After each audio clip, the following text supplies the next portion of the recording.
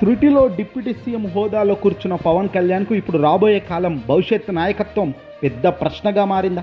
పదే పదే చంద్రబాబు టీడీపీ పార్టీకి పాలన వెనకాల ఉండి మనం నడవాలి, ఇదే కూటమి మరో 15 ఏళ్ళు అధికారంలో ఉండాలంటే ఇలాగే మనం కట్టెలు మొయ్యాలి అంటే అవుతుందా? పవన్ కళ్యాణ్ ప్రతి వేదికపై నుంచి ఇటీవల కాలంలో ఈ కూటమి ప్రభుత్వం మరో 15 ఏళ్ళు అధికారంలో ఉంటుంది, నేనే దానికి బాధ్యత వహిస్తాను అని 100 సార్లు చెప్పారు. కానీ ఇక్కడే అసలు చిక్కు వచ్చిపడింది. పవన్ కళ్యాణ్ను అభిమానించే కాపు సామాజిక వర్గంలో ఒక పెద్ద ప్రశ్న ఇప్పుడు పెద్ద ఎత్తున చక్కర్లు కొడుతోంది. చంద్రబాబు నాయుడు గారి వయసు మరియు భవిష్యత్ రాజకీయ పరిణామాల రీత్యా రాబోయే కొద్ది సంవత్సరాల్లో ముఖ్యమంత్రి పీఠం ఖచ్చితంగా నారా లోకేష్ చేతిలోకి వెళ్లే అవకాశాలు 100% కనబడుతున్నాయి. చంద్రబాబు నాయుడు గారు సీనియర్ మరియు అనుభవ శైలి కాబట్టి ఆయన కింద పవన్ కళ్యాణ్ డిప్యూటీ సీఎంగా తగ్గడాన్ని, ఆయన మాట వినడాన్ని కాపులు ఒక వ్యూహంగా భరించారు. అనగదొక్కినా పర్వాలే అనుకున్నారు. కానీ చంద్రబాబు తర్వాత పవన్ కళ్యాణ్ కంటే వయసులో అనుభవంలో చాలా చిన్నవాడైన నారా లోకేష్ ముఖ్యమంత్రిగా నిలబడి ఉంటే ఆ స్థానం కోసం మరి పవన్ కళ్యాణ్ ఆయన కింద కేవలం తగ్గి ఉంటూ ఊడిగం చేయాలా? ఇదిగో ఇదే కాపు యువత ఇప్పుడు ప్రశ్నల వర్షం కురిపిస్తోంది పవన్ పై.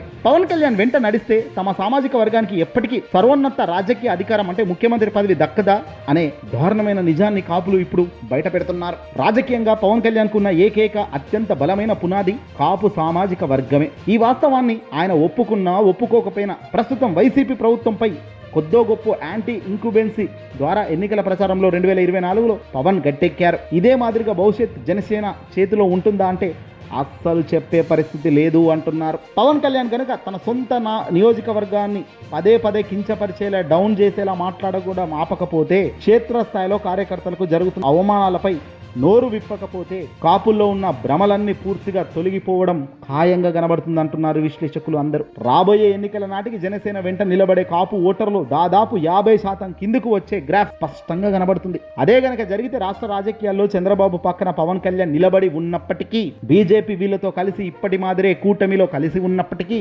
జగన్ ఏకంగా 65% సీట్లు సాధించే పరిస్థితి వస్తుంది అనడంలో సందేహమే లేదు. జగన్ వైఎస్ఆర్సీపీ పార్టీ మెల్లిమెల్లిగా చాప కింద నీరులా తాము చేసిన తప్పులను తెలుసుకునే ప్రయత్నం చేస్తూ ఎలాంటి అడుగులు వేయాలి అనే దానిపై ఇప్పటికిప్పుడు మెల్లిమెల్లిగా కసరత్తు చేస్తున్నారు. ప్రస్తుతం వైసీపీ ఫుల్ ఫ్లెడ్జ్ యాక్టివిటీ లేకపోయినప్పటికీ జగన్ చాలా పక్కా ప్లానింగ్తో అడుగులు వేసేందుకు స్కెచ్ సిద్ధం చేశారు. రాబోయే 2027 నుంచి మొదలుగాను జగన్ ప్రజల వద్దకు నేరుగా వస్తారు. ప్రతి సామాజిక వర్గాన్ని తాను తాకుతాడు, ప్రతి సమస్యను తాను లేవనెత్తుతాడు. కూటమి చేస్తున్న ప్రతి అరాచకాలను ప్రజల ముందు నిర్మోహమాటంగా పెడతాడు.